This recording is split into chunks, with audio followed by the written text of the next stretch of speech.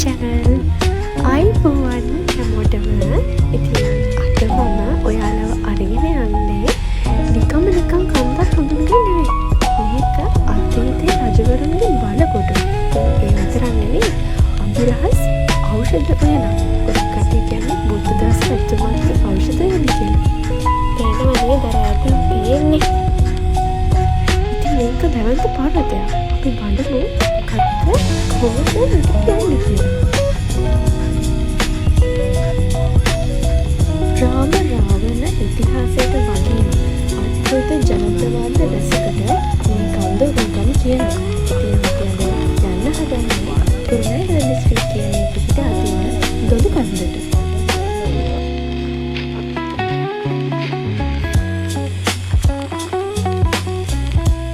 දොඩු කන්දට යන්න උත්තරව පාරවල් දෙකක් තියෙනවා. ඉතින් අපි අද තෝරගත්තේ මේ ආරණ්‍ය සේනාසන ගාව යන්න තියෙන පාර. ඉතින් මේ පාරෙන් යන්න අපි ඇත්තටම කලින් ගියපු කෙනෙක් අපිත් එක්ක හිටියත් අපි ගයිඩ් කෙනෙක්ව ගත්තා. ආරණ්‍ය සේනාසනේ ගාව තිබ්බා කණුක ගහලා නම් එකක්. අපි නම්බර් එක කෝල් කරලා එවල තමයි අපි ගයිඩ් කතා කරගත්තේ.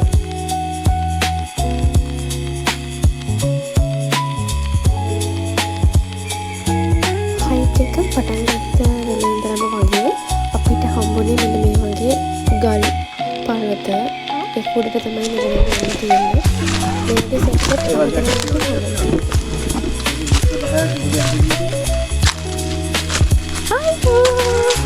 හලෝ අතට බිරුවද ඔයා? ඉතින් ini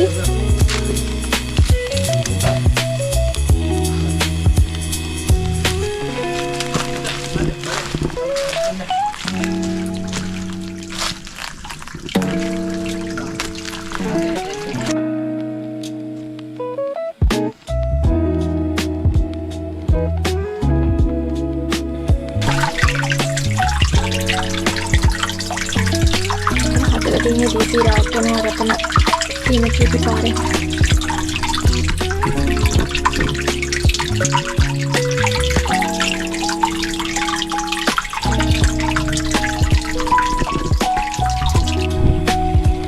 nanti kita main yang terpare dia.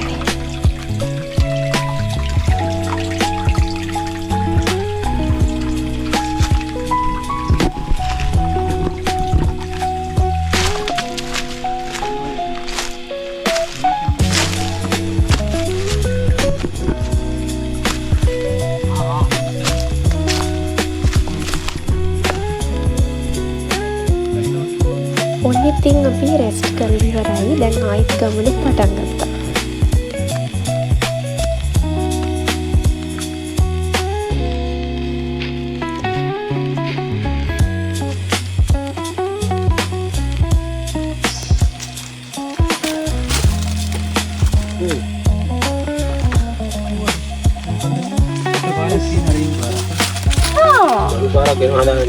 yang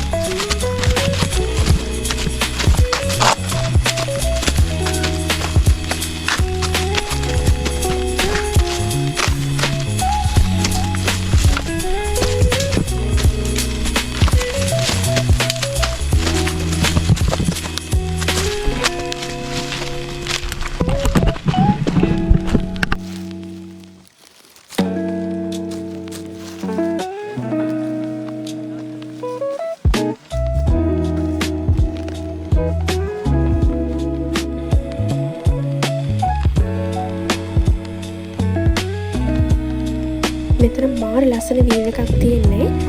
මෙතනට කියන්නේ අම්බලංගල කියලා. ඉතින් ගයිඩ් මල්ලි කියන විදිහට අපි මෙතන ඉඳලා කන්දෙන් එහා පැත්තට යන්න ඕනේ. කන්ද දිගේ ටිකට ගිහිල්ලා එතනින් තමයි එහා පැත්තට යන්න ඕනේ පල්ලමක් කරලා. පාරේ යන අයට අපි යන view point එක තියෙන තැනට එකපාරින්ම එන්න පුළුවන්. මේ පාරේ යන අයට කන්ද මුදුනට ඇවිල්ලා තැන දිගේ ගිහිල්ලා ආපහු එහා පැත්තට ගිහිල්ලා තමයි view point එකට යන්න තියෙන්නේ.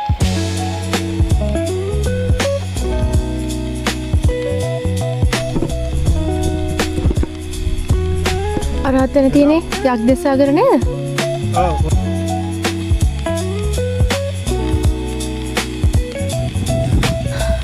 අම්බලන්තල පාස් කරලා තැන්නට එන්න කලින් මෙන්න මේකට පාස් කරන්න ඕනේ. ඒ ටික නිකන් කටුසුකොන්දේදී අපිට හම්බෙන කෙලින් ගල් තලාවක් තියෙනන්නේ වගේ එකක්. ඉතින් මෙතන නම් බලන තැන දලබු හිටිය ගල්වල අල්ලනවා තරක් නැහැ.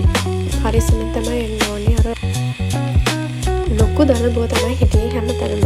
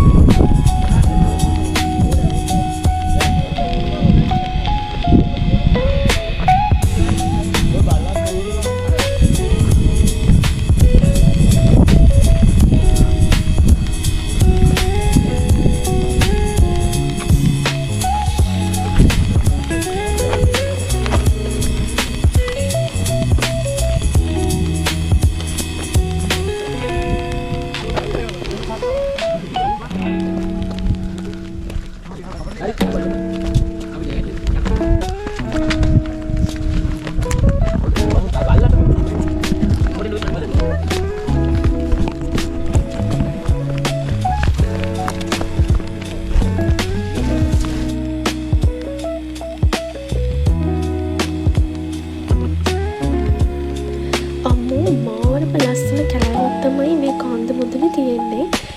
කොළ පාටට ආස අපිට නැවතිලා යන්න තරම් මෙතන මෝර සමීපයි.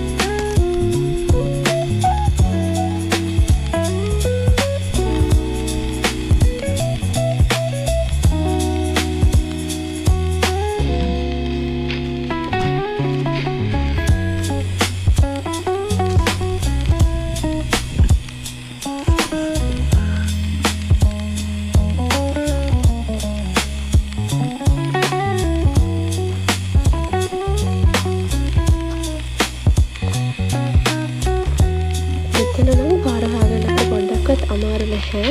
අපි කන්ද නගින ටිකේ නම් පාර හොයන්න ගොඩක් අමාරුයි. හැමතැනම එක වගේ අඩිපාරවල නෑ ගල් වලින් නගින්න තියෙන්නේ. ඒත් මෙතන නම් අඩිපාරක් තියෙනවා. මේ වගේ ඉතින් මෙතන අමාරු නෑ පාර හොයාගන්න.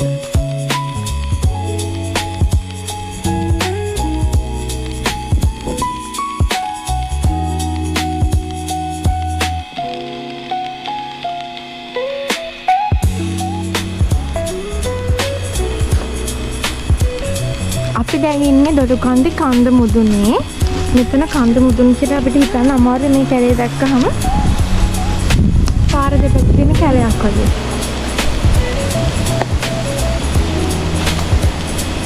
පොඩි අඩිපාරක් තියෙනවා. ඒකෙන් යන්න තියෙන්නේ. අපිට එද්දි පොකුණු දෙකක් හම්බුණා මේ ළඟම තියෙනවා මුදුනේ. ඒක නම වතුර ටික නරක් වෙලා වගේ. ජරා වෙලා ඒවා.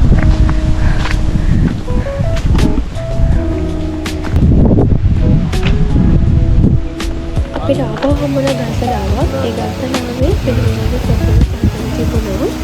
ඒකයි ලස්සන ඔළුවන් වලට දෙකම තියෙනවා. කන්ද මුදුනේ ඔළුවන් මේ වගේ දිය කඩ තියෙනවා කියන්නේ ඒක හරිය ලස්සනයි.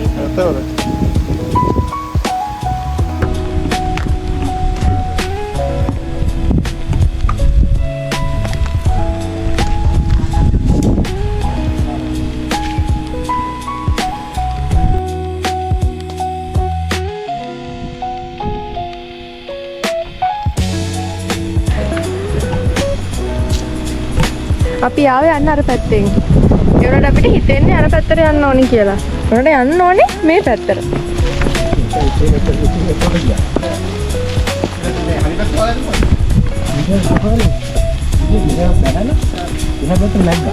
ආය කන්න නගින්න දෙනවා.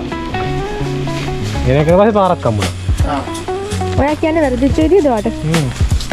බලන්න පස්සේ යන්න බෑ වැරදි පාරක්. ඔව්. මේ ඉන්නේ කලින් පාර ඇවිල්ලා වැරදියට එක්කන් ගිහපුව අපේ මිකි.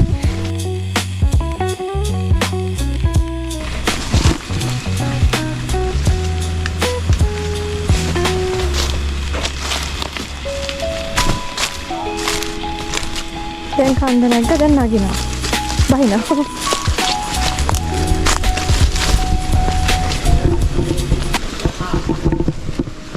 සුවඳයි මේ ගස්.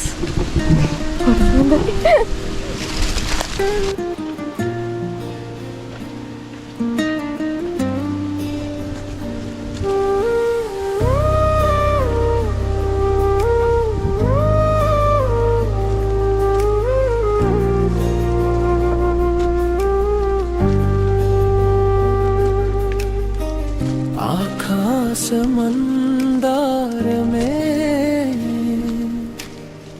तुरुवदुले गंगा सिल අපි තාම view එක තියෙන peak එකට ගියේ නැහැ. මෙතන තියෙනවනේ ගල් ගුහාවක්. අපි එතෙන්ට යන්න නම් කන්දේ අනිත් පැත්තට යන්න ඕනේ. අපි තාම මේ පැහැ පැත්තට යන ගමන් තියෙන්නේ. ඉතින් අපිට ආයෙත් කැලෑවක් හම්බුණා. මේ කැලෑවත් හරිම ලස්සනයි. මේකේ තියෙන ගස් කොළන් ගොඩක්ම කඩන් වටියක් තිබිලා අපිට හම්බුණා. මට හිතෙන්නේ ඒ වර සොඩි කොළවල හින්දා මේ ළඟ කඩන් වලට ගස් වගේ. ඔබ දුරයි මා සිටින ඉසවට එන්නම ලෝභයි දරියේ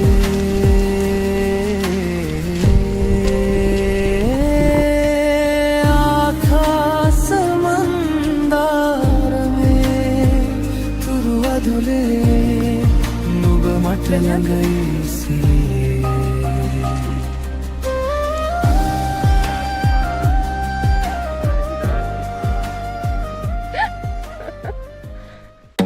ඔන්න අපි ගල් ගුහාවක් තියෙන තැන පීක් එකටම ආවා. බලන්න ඉතින් මෙතන ලස්සන.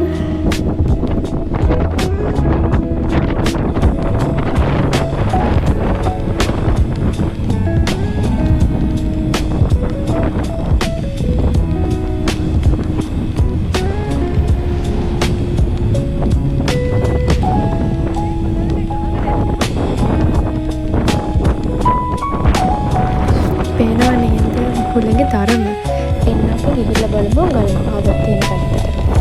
මෙතන තියෙනවා හුළං කපුල්ලක් වගේ ප්ලේස් එකක්.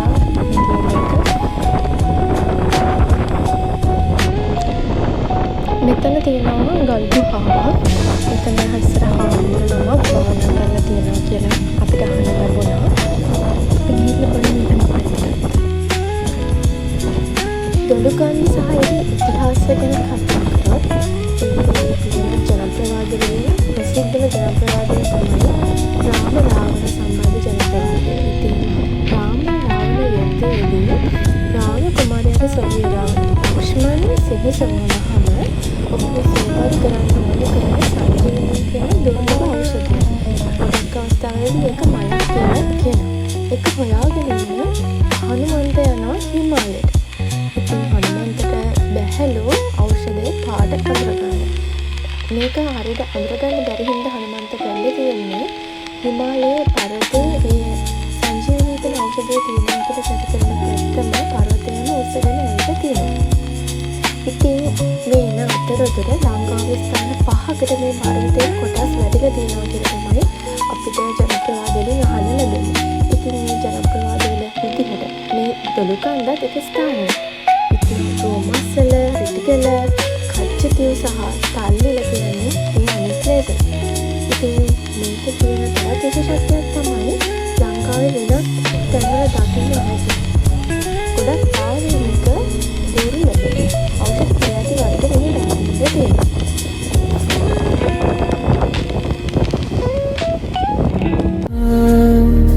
सेमिन सेमिन ගමන සුළඟට හුරු වෙයි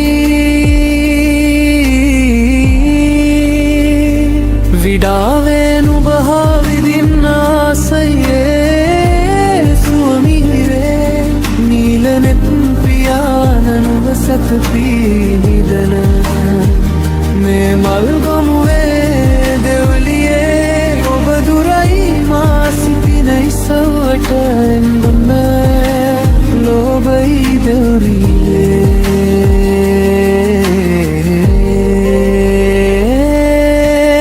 ආකාස මන්දාරමේ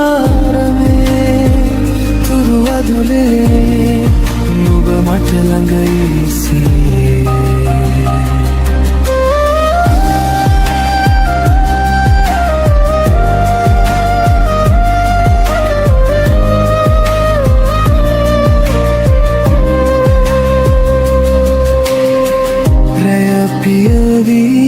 සිතම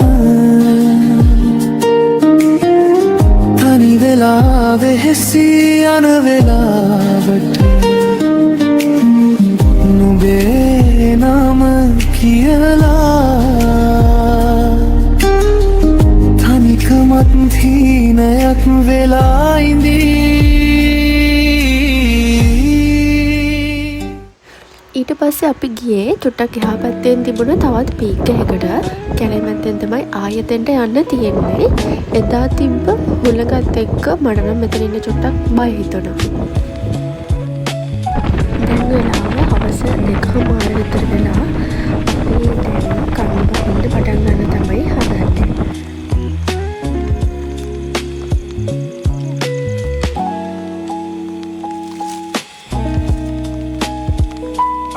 කන්ද බහින්න සිලෙක්ට් කරගත්තේ ආපු පාරෙන්ම තමයි.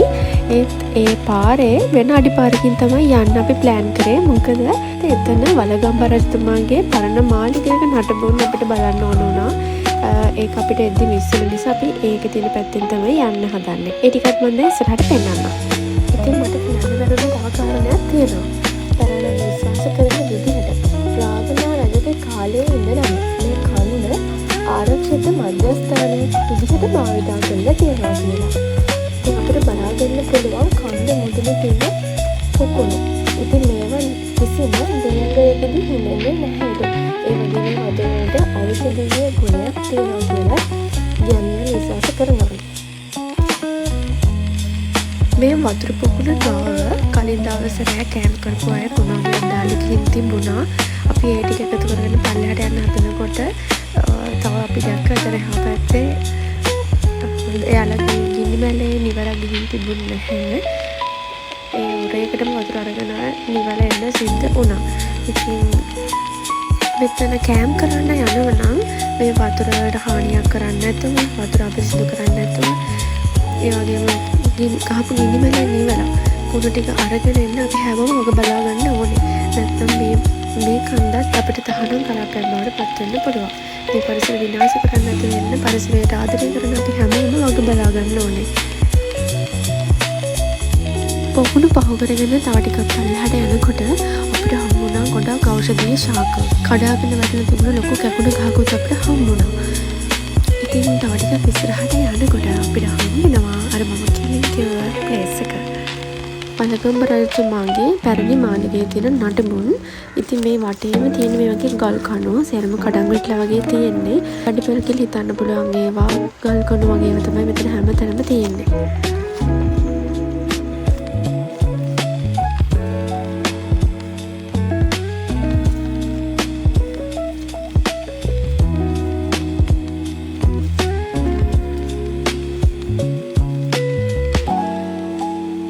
මෙතනට එනකොට හවස 5:00 වගේ වුණා. මේ පේන්න තියෙන මේ ගල් පොත්ත තමයි අම්බලන්ගර. අපි මුලින්ම ගියපු පීක් එක. අපි මෙතන එහා පැත්තට තමයි ගියේ. මේ කන්ද දිගේ දිගටම ගිහිල්ලා එතනින් චුට්ටක් එහා පැත්තට ගියාම තමයි ගල් ගුහාව අපිට හම්බෙන්නේ. ඉතින් මේ පැත්තෙන් අපිට පේන්නේ මේ අම්බලන්ගල තමයි. ඉතින් thank you so much අපේ වීඩියෝ එක ඉවර වෙනකම් බලුවට. ඉතින් මේ වගේ තවත් ලස්සන වීඩියෝ එකකින් අපව